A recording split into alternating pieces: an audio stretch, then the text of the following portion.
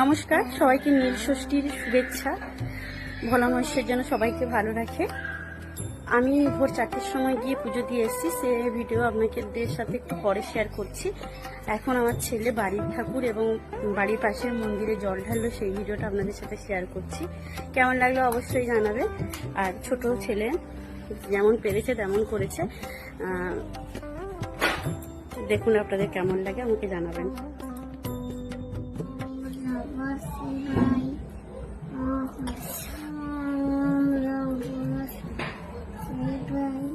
সবার আগে আমাদের বাড়ির মহাদেবকে মাথায় জল ঢেলে প্রণাম করে নিল। আমাদের বাড়ির পাশে শ্রী মদন গোপালজির মন্দির রয়েছে, সেখানে মহাদেব রয়েছেন, ওখানেই নিয়ে গেছিলাম জল ঢালতে।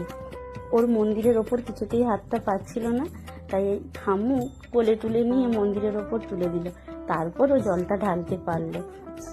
ঘটিতে বেলপাতার আকন্দ ফুলটা রয়ে গেছিল, তাই হাত দিয়ে বের করে বাবার মাথায় দিয়ে দিল। এরপর ধূপ জেলে মন্দিরের চারপাশে দেখিয়ে ঠাকুর মশাইয়ের হাতে চরণামৃত খেয়ে নিল। কেমন লাগলো ভিডিওটা অবশ্যই কমেন্ট করে জানাবেন। জয় ভোলে বাবা, সবাইকে যেন ভালো রাখে।